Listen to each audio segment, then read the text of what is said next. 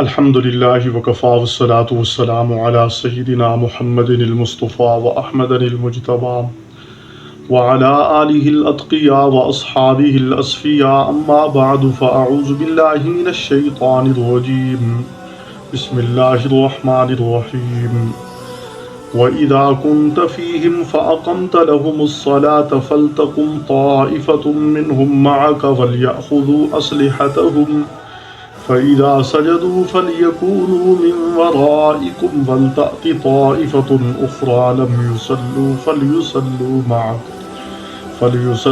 مَعَكَ وَلْيَأْخُذُوا حِذْرَهُمْ وَأَسْلِحَتَهُمْ وَدَّ الَّذِينَ كَفَرُوا لَوْ تَغْفُلُونَ عَنْ أَسْلِحَتِكُمْ وَأَمْتِعَتِكُمْ فَيَمِيلُونَ عَلَيْكُمْ مَيْلَةً وَاحِدَةً وَلَا جُنَاحَ عَلَيْكُمْ إِنْ كَانَ بِكُمْ أَذًى مِّن مَّطَرٍ أَوْ كُنتُم مَّرْضَىٰ أَن تَضَعُوا أَسْلِحَتَكُمْ وَخُذُوا حِذْرَكُمْ إِنَّ اللَّهَ أَعَدَّ لِلْكَافِرِينَ عَذَابًا مُّهِينًا۔ صدق اللہ العظیم۔ میں نے جو آپ کے سامنے سورۃ النساء کی آیت نمبر 102 پڑھی ہے، اس آیت مبارکہ میں خلاق عالم نے صلاۃ خوف کا طریقہ بیان فرمایا ہے۔ پیچھے مسافر کی نماز کا ذکر تھا کہ حالت سفر میں انسان کے مزاج میں کافی تبدیلی آ جاتی ہے، انسان کے کھانا پینا متاثر ہوتا ہے، انسان کے آرام متاثر ہوتا ہے، اور سفر کو عذاب کا افتتاح فرمایا گیا ہے، مشقت ہوتی ہے۔ تو اللہ تعالیٰ نے اس حساب سے انسان کو نماز کی چھٹی تو نہیں دی، چھٹی ہے بھی کسی حال میں نہیں، لیکن نماز پڑھنے میں رعایت ضرور دی ہے کہ آپ مسافر ہیں، شرعی مسافت پر ہیں، تو آپ نماز کے اندر میری رعایت سے فائدہ اٹھائیں اور 4 رکعت والی نماز 2 رکعت کر کے ادا کریں۔ اور اس آیت مبارکہ میں خلاق عالم نے صلاۃ خوف کا طریقہ بیان فرمایا ہے۔ صلاۃ خوف، دشمن کا خوف ہو تو اس وقت کیسے نماز پڑھنی ہے۔ اگر ہم نماز میں مشغول ہوں تو اس وقت دشمن کے حملہ کرنے کا خطرہ ہے، جیسے کہ روایت کے اندر آتا ہے، حضرت جابر رضی اللہ عنہ فرماتے ہیں، ترمذی شریف کی روایت ہے کہ قبیلہ جو ہے نا، ان کے مقام پر ہم لڑائی کر رہے تھے، تو ہم سخت جنگ کر رہے تھے۔ انہوں نے کہا کہ ان پر حملہ کرنا بہت مشکل ہے، آپ ذرا انتظار کریں۔ کیسے انتظار کریں؟ نماز کی انتظار کریں۔ وہ کہنے لگے کہ سیاتیہم صلاۃ، ان قریب ان کا نماز کا وقت آنے والا ہے، ہی احب الیہم من الاولاد، یہ نماز صحابہ کو اولاد سے زیادہ محبوب ہے۔ تو نماز میں مشغول ہوں گے تو ہم ان پر اچانک حملہ کر دیں گے۔ تو دشمن اس طاق میں ہے کہ مسلمان کو کسی طرح غافل پائے اور غفلت سے فائدہ اٹھا کر ان پر یک بار کی حملہ کر دے۔ تو اللہ رب العالمین نے فرمایا نماز تو چھوڑنی نہیں، لیکن نماز کا طریقہ ذرا بدل لو، صلاۃ خوف ادا کرو۔ صلاۃ خوف ادا کرنے کا طریقہ اس آیت مبارکہ میں بیان فرمایا، وَإِذَا كُنْتَ فِيهِمْ فَأَقَمْتَ لَهُمُ الصَّلَاةَ، فرمایا جب آپ ان میں موجود ہوں تو آپ ان کو نماز کھڑی کروائیں، نماز قائم کریں۔ فَلْتَقُمْ طَائِفَةٌ مِّنْهُمْ مَعَكَ، تو مسلمانوں کے 2 گروہ ہو جائیں، چاہیے کہ ایک گروہ آپ کے ساتھ نماز میں قیام کرے، نماز کے لیے کھڑا ہو جائے۔ وَلْيَأْخُذُوا أَسْلِحَتَهُمْ، فرمایا کہ وہ اپنا اسلحہ اور اپنا سامان اٹھا کر رکھیں۔ یعنی طریقہ یہ ہے صلاۃ خوف کا کہ کوئی ایسا امام ہو، اس امام کے پیچھے سبھی مل کر نماز پڑھنا چاہتے ہیں، جیسے آپ صلی اللہ علیہ وسلم یا آپ صلی اللہ علیہ وسلم کے بعد آپ صلی اللہ علیہ وسلم کا وارث کوئی مستند عالم، کوئی اللہ والا، کوئی نیک، کوئی بزرگ، کوئی کتب، کوئی ابدال، کوئی بھی اللہ والا، جس پر سب مجاہدین یہ اتفاق کریں کہ ہم ان کے پیچھے نماز پڑھیں گے۔ تو ایسی صورت میں سبھی اگر نماز میں مشغول ہوتے ہیں تو دشمن کے یک بار کی حملہ کا خطرہ ہے۔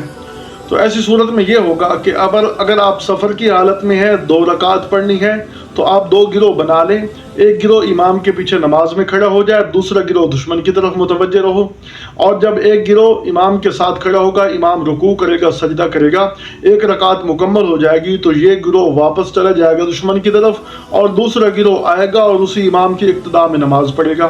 دوسرا گروہ اپنی نماز 1 رکعت پڑھے گا، پھر اب چاہے تو یہ یہیں رکعت مکمل کر لیں، یا دوسرا گروہ آ کر وہ یہ چلے جائیں اور دوسرا گروہ آ کر یہاں نماز پڑھے اور یہ وہیں اپنی جگہ پر پڑھ لیں، یا یہ بھی یہاں آ کر پڑھ لیں۔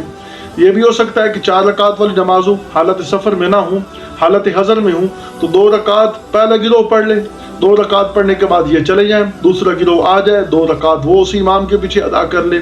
جب 4 رکعت ادا ہو جائیں گی تو اس صورت میں इमाम अपना सलाम फेर देगा तो पहला गिरोह आ जाएगा, ये दूसरा गिरोह उधर चले जाएगा, ये यहाँ आकर नमाज पढ़ेगा और ये फिर चले जाएंगे, फिर दूसरा गिरोह आएगा वो यहाँ आकर नमाज पढ़ेगा।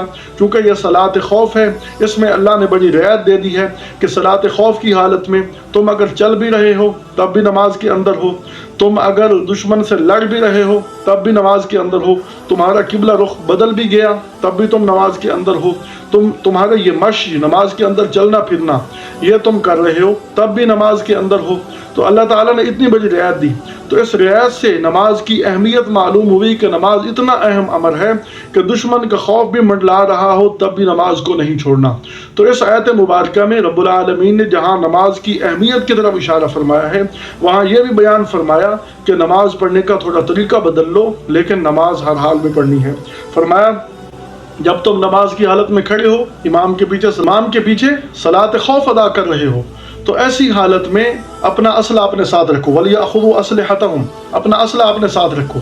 हो सकता है कि दुश्मन तुम पर यकबारगी हमला कर दे और वो गिरोह काफ़ी ना हो तो तुम फ़ौरन अपना असला उठाओ और दुश्मन पर लपक पड़ो। दुश्मन के मामले में रियायत नहीं करनी, नमाज टूट जाएगी लेकिन नमाज तोड़ने का गुनाह नहीं होगा, अलबत्ता नमाज दोबारा कज़ा कर लेना। फ़इज़ा सजदू, फरमाया जब ये पहला गिरोह सजदा कर लें, फलयकूनु मिन वराइकुम, ये हो जाए तुम्हारे पीछे, वलतअति ताइफ़तुन उख़रा, और दूसरा गिरोह आ जाए, फल लम युसल्लू, जिन्होंने अभी तक नमाज नहीं पढ़ी, फल युसल्लू माअक, वो आपके साथ नमाज की नियत बांध लें। वलियाखुज़ू हिज़्रहुम व असलिहतहुम, और चाहिए कि वो अपने बचाव का सामान लेने, अपना दिफा का सामान, अपनी ढाल अपने पास रखें, व असलिहतहुम, और अपना असला साथ रखें। असला साथ रखकर, हथियार साथ रखकर नमाज पढ़ना आम नमाज की बनिस्बत 70 गुना ज़्यादा अजर रखती है। ये मुसलमान को अल्लाह ने शान दी है कि जब असला साथ लेकर दुश्मन के दिफा के लिए वो जब मैदान के अंदर खड़ा होता है और अपना दिफा अपना कर रहा है, असला साथ रख के खड़ा है, अल्लाह का हुक्म है अपने साथ असला रख कर नमाज पढ़ो, तो उस हालत में जब अल्लाह का हुक्म आ गया कि नमाज पढ़ो असला रख कर, तो इस सूरत में अल्लाह कितना बड़ा नवाज रहे हैं कि 70 गुना नमाज का अजर बढ़ गया। फरमाया वद्दल्लज़ीन कफ़रू लौ तग़फ़लून, काफिर तो ये चाहते हैं कि किसी तरह तुम्हें गाफिल पाएं, अन असलिहतिकुम, तुम्हारे असला से, तुम्हारे सामान से, तुम्हारे हथियारों से, व अमतिआतिकुम, और तुम्हारे असबाब से। फरमाया फ़यमीलून अलैकुम मैलतन वाहिदा, वो तो चाहते हैं कि तुम पर यकबारगी हमला कर दें। कि मुसलमान अभी गाफिल हैं, जैसे कबीले जोहैना वाले कह रहे थे कि सयातीहिम सलातुन हिया अहब्बु इलैहिम मिनल औलाद, अन करीब नमाज का वक़्त होने वाला है, ये उनको औलाद से ज़्यादा महबूब है। तो नमाज को ज़्यादा अहमियत देते हैं, तो इसलिए फरमाया कि नमाज भी पढ़ो और अपना असला भी साथ रखो। आगे फरमाया वला जुनाह अलैकुम इन कान बिकुम अज़म मिन मतरिन, और अगर बारिश हो रही है और बारिश की वजह से असला के ख़राब होने का इम्कान है, या तुम असला नहीं उठा सकते, वज़नी असला है, बारिश की वजह से तुम्हें परेशानी होगी, खुद अपने आप को संभालना मुश्किल हो जाता है, असला कैसे संभाले। फरमाया औ कुंतुम मर्ज़ा, या तुम में से कोई मुजाहिद बीमार हो जाए, बीमारी की वजह से असला नहीं उठा सकता, फरमाया वला जुनाह अन तज़ऊ, तुम पर फिर कोई गुनाह नहीं कि तुम असला उतार दो, उस सूरत में तुम्हें कोई गुनाह नहीं होगा। वख़ुज़ू हिज़्रकुम, असला तो उतार दो लेकिन अपना बचाओ ज़मान ज़रूर रखो, अपना दिफाई सामान अपने साथ ज़रूर रखो। तो मजबूरी की वजह से असला तुम उठा सकते हो, लेकिन अगर मजबूरी ना हो तो असला अपने साथ रखो, हथियार अपने साथ रखो। इन्नल्लाह अअद्द लिल काफ़िरीन अज़ाबन मुहीना, बेशक अल्लाह ने काफिरों के लिए ज़िल्लत का अज़ाब तैयार कर रखा है। कुरान हकीम जहाँ भी काफिरों के लिए अज़ाब का जिक्र करता है, अज़ाबन शदीदा, अज़ाबन अज़ीमा, अज़ाबन अलीमा, अज़ाबन मुहीना के अल्फाज हैं। शदीद अज़ाब, दर्दनाक अज़ाब, सख्त तरीन अज़ाब, बहुत बड़ा अज़ाब, और फरमाया मुहीना, ज़िल्लत आमेज़ अज़ाब, इस किस्म के अल्फाज हैं। ऐसा अज़ाब उनको दिया जाएगा कि उनका अलम, उनकी तकलीफ़, उनका दर्द बढ़ता ही जाएगा, उनको सुकून नहीं होगा, ज़िल्लत उनकी बढ़ती ही जाएगी। अल्लाह ने उनके लिए दर्दनाक अज़ाब तैयार कर रखा है और तुम्हारे एक एक अमल पर बहुत बड़ा तुम्हारे लिए अजर तैयार कर रखा है। अल्लाह तुम्हें सही तौर पर शरीयत मुताहरा को समझ कर अमल की तौफीक अता फरमाए। अल्लाह हम सब को तौफीक अता फरमाए। वमा तौफीकुना इल्ला बिल्लाह।